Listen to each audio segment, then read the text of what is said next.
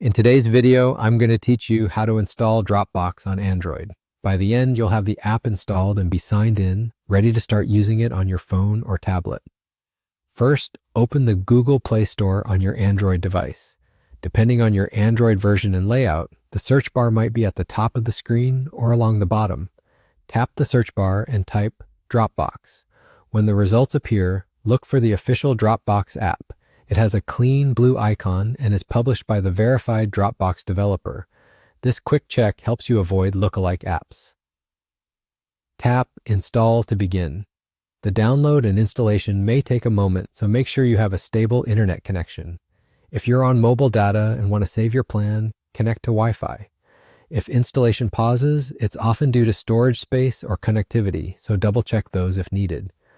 Once the install finishes, tap Open. You can also find Dropbox later in your app drawer or home screen. The app might briefly show a welcome screen as it gets set up for the first time. If you're new to Dropbox and don't have an account yet, choose the option to sign up. You can sign up with your Google account, which is quick and convenient, or you can create an account using your email address. If you pick Google, select the Google account you want to use and follow the prompts. If you prefer email, enter your address carefully and continue through the on-screen steps. You may be asked to verify your email, so keep an eye on your inbox and complete that if prompted.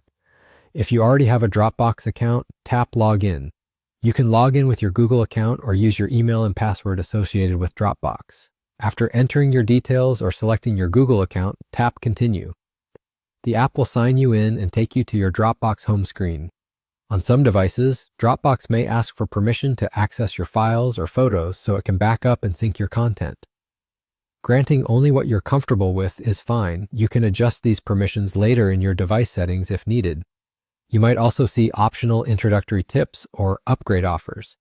These are entirely optional and won't affect the basic setup. And that's it. You've installed Dropbox on Android and signed in successfully. If you found this helpful, hit the like button, subscribe to the channel, and tap the bell icon so you don't miss future tutorials. Thanks for watching and enjoy using Dropbox on your device.